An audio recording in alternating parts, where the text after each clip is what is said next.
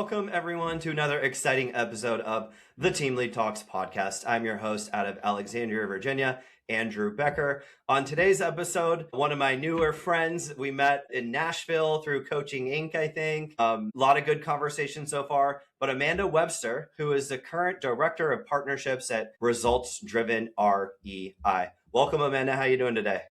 Great. Thanks so much for having me. Yeah, thank you for being here. We were just talking before the episode started about how incredibly busy you are, mom of 4 or 5 with 3 dogs. I appreciate you taking the time out of your busy schedule. I hear them now too. Perfect Yeah, timing. of course. They're going to bark as soon as we go on a podcast. Why not? I have a cat that like scratches at my door that meows very loud. So if you hear that, everything's fine. It's just my crazy cat, Tony. There's a mail truck delivering something. I'm sure I've ordered something because, I'm a woman and I order a million things from Amazon every single day. Right. Well, perfect timing for that, but let's jump right into it, Amanda. I gave a little bit of an intro about who you are, but can you give us the 80,000 foot, who you are, how you got to where you are today, and then we'll dive in. Yeah, absolutely. I like to first say I am a military spouse. My husband's been in the military for 24 years now, and he's currently deployed. So that's a very huge chunk of my personal life and our journey. We have 5 beautiful children, 3 dogs, but bigger than that, I love to help people and build relationships. And that's something that I do in my personal and my professional life. But I really focus on how relationships can drive your business forward. Our friend Tom Kroll likes to say revenue in first position, and I argue with him all of the time that it's the wrong R. And I think relationships should be your first position because I truly believe relationships will always equal revenue. Yeah. No matter what you do. And so that's where I focus so much of my leadership style, my business accruement, like how I think about things is all about learning about people, figuring out how we can work together to both win. That's always my conversations. Same thing in personal life is how do I make everybody win? How do I make everybody just level up and have a great life? Right. Very cool. And I tend to agree with you, Amanda, on the different R, because the second revenue R is an indirect, result of the first one in the first place. So I like that. I'll lobby for you. Are you going to Orlando in a month or so? I am. I'm so excited. I love, anyone doesn't know who Tom Kroll is, look him up, but love the people he puts in the room. It's not the normal people that I see at certain like meetups and stuff I go to. So I get to branch out and learn a lot of different things. A lot of people are specializing things that aren't necessarily real estate specific. And that's where I've lived a lot of my career, even in the legal side into the funding and into where I am now is it's all been kind of centered around real estate for a lot of reasons. Yeah, so I'm also going there. So I look forward to seeing you again in person, Yeah. but we'll take him out for coffee and then we'll corner him about that conversation if one of us remembers to do so. So that will be really fun and I really look forward to that. Okay, so let's talk about results driven first. And then I want to talk about the relationship, like more specifically, what are you talking about and actual like tactical level executions, but high level, like results driven, what do you guys do? Who do you guys help?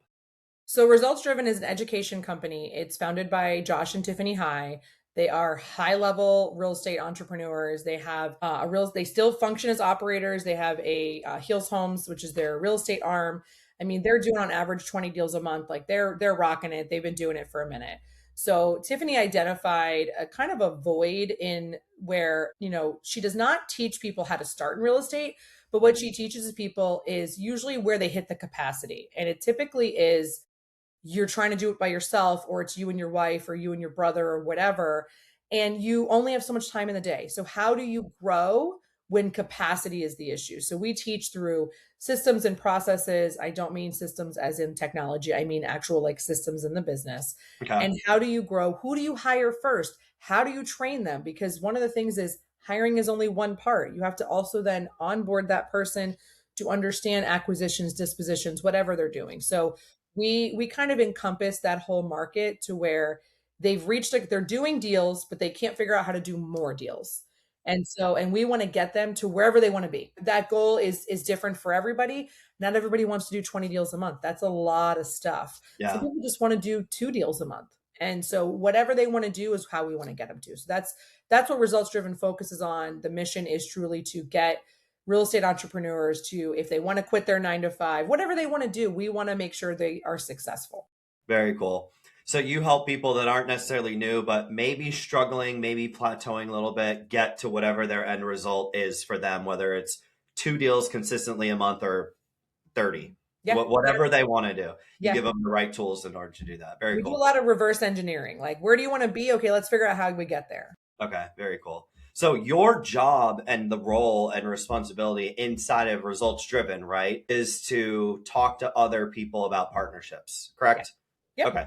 So what does we know at a high level what partnerships are, but for you specifically, what does that maybe look like and how does it all work? How do you piece this all together? So every business is a little different, right? And I've done it for a couple businesses now, but for this one specifically, it's community driven, right? So it's a community driven model. We want to have everybody kind of in one place where we can educate and do all these things. But what you first have to do before you could ever think about who to partner with is, what are the solutions that your people need? The people you're serving, no matter what business it is, what are the solutions they need that you can't fulfill?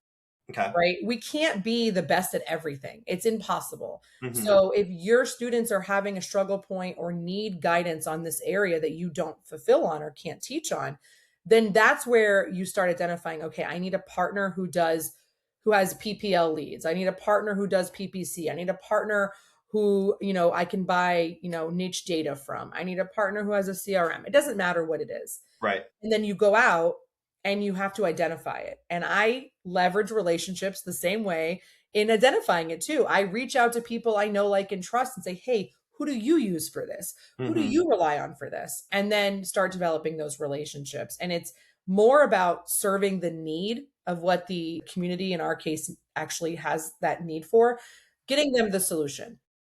The money is secondary. However, I do think there is always a way to monetize anything in a very professional manner where it's super, it's on the up and up. There's no reason to do it in any shady way. It's okay, I'm going to send you people. Okay, great. What am I going to get for that to ensure that you're going to service these people correctly? We want to keep that relationship, in a synergy way. And also being willing to let go of people who don't service them correctly. Yeah. It's constantly, partnerships will never just be, okay, I set you up and you're done. It is going to constantly be a thing. It is similar to a friendship. It's similar to a marriage in some ways. You just have to always be kind of in touch. And so I naturally do this anyway. So it was an easy need for me to fulfill. But yeah, I mean, it's really serving those people first and then serving the partner second. So it ends up being a very good relationship. So that, Amanda, that is, I think there's like maybe 2 levels here. Number one, with results driven and the partnerships that you have to help the community. But those listening that run, or maybe don't have a community, but run their own operation, whether it's wholesaling, retail, the same applies with them as well. They need people, they can't do everything the same. So there's additional lines of revenue or an opportunity cost for them to go out and find a person that does X, a person that does Y and Z, and then make them a part of their everyday routine. Are you also seeing that with, the students and people that are going through your community as well? Yeah, we teach them. There's certain ways you can monetize things even within your real estate business. So we teach them those things. And also we're always telling them, hey, listen, not every deal can be wholesaled, can be, assigned, can be, fix and flip. They may not make sense. MLS might be the only option. So, hey, what do? You develop a relationship with a realtor, you partner with that person, and Yeah. you send those leads, those deals over to them. You then get a little kickback completely, on the up and up, Right. and you're developing these relationships with people that you trust. And so there's always a way to monetize it. There's always a way to find the ability to help each other no matter what you're doing. And if somebody's not willing to have reciprocity in that, then they're not the right fit. They're not the right person, because then they're just taking. And so Yeah. we always want to make everybody, we want to Yeah. keep It's got to everybody be a accountable. win-win. Yeah. Right. Yeah. You mentioned something earlier though that and this is like, I'll bring it all back together with like results driven and just as a business owner in their industry in general. There's a feedback loop that is super important because it's at the end of the day, your all's reputation or anyone who does this with other vendors or service providers reputation. If I send you someone, Amanda, and you take 2 weeks to answer an email or a text, that looks really bad on me. So how important is that? And do you work like systems or processes to make sure there's a constant loop of getting feedback from the people you ultimately, introduce them to? At the level that we're at, it actually, it's like its own department, right? And you have to have your own process. And so I absolutely have to know that. I have to have, the coaches at Results Driven know, hey, if you're having a problem, if you hear if a student's saying something, like, cue me in, bring me into that conversation, because I need to hold that partner accountable. I need to be able to say to them, hey, this might be a one-off, but before it becomes an issue, I want to go ahead and address it. And so it's very important, but it's also important for the partners to be able to tell me, hey, we have this new product launch happening. Hey, we're changing our pricing. We're adding tiers. We're whatever they're doing. They need to be able to say that to their partners also. So the feedback loop is important in both ways. So you have to have touch points. Tom talks about the 40 people, right? And always touching in with them. It's similar to how I work in the partnership world. Is I want to make sure I'm touching with, keeping in touch with them and checking in with them. Not always on business. I try to keep everything, as a relationship. So I try to learn about what's going on in their lives. Not everybody's willing to share, but the point is you don't want to just say, hey, where's my money? Hey, what's going on with this? Like, you want to be able to do it in a way that it feels authentic. And yeah, you're keeping them accountable. They're keeping us accountable. And I welcome that. I want them to tell me, hey, if I'm sending you a bunch of bad leads, you need to tell me so that I understand. Maybe I don't understand your avatar correctly. Maybe Mm-hmm. I'm setting expectations incorrectly. So I think that loop works both ways in order to keep the relationship really healthy. Yeah. So Amanda, I've always been curious, like you guys do this at such a high level, but how is it like you come up with a new vendor or partner doing print mail or whatever it is, right? How are you all introducing this partnership arrangement to the people inside of your community and getting them to like Yeah. interested in whatever the partner might be? So one of the things that we like to do is I call it a launch plan. A little different than how the people talk about it, but that is exactly it. Like, there's a certain like checklist. Do I have all these things done? Do I have their information so I can get them on my website and get all the formalities done? But bigger than that is, okay, is this big enough to serve the entire community to where I'm going to do a big community live launch and do a webinar style on it and have Tiffany and Josh be the face and deliver this and do all these things? Or is it only going to serve my, what we call our small group students, who are kind of the one-on-one coaching students? Is Yeah. it only going to serve them? Okay, great. So then let me look at they have specific calls that they have. So I kind of look at each partner individually of what would make sense and who are they going to serve within our community. And then beyond the launch is, okay, now how often am I going to introduce them? Am I going to make it part of their onboarding? Am I going Mm. to bring them into, we have daily calls for one of our offers. Am I going to bring them into one of those calls every quarter? So it's actually mapping out what success looks like before the launch, and then Yeah. continuing to have those conversations and keeping it up. And then monitoring the data, letting the data drive everything. And so I have weekly reporting, monthly reporting, bigger than just commissions. What is the actual data? How many people are clicking on the affiliate link in this program versus this program, and seeing kind of what do they like? What are they responding to? Yeah, that data and KPIs analytics at the tail end is probably eye-opening and but very important for you to monitor, especially because the people that you're referring to are known and trusted to you, but results are results. So you have to learn if someone's not coming up with them or they are and they're doing great, and you can keep going with that.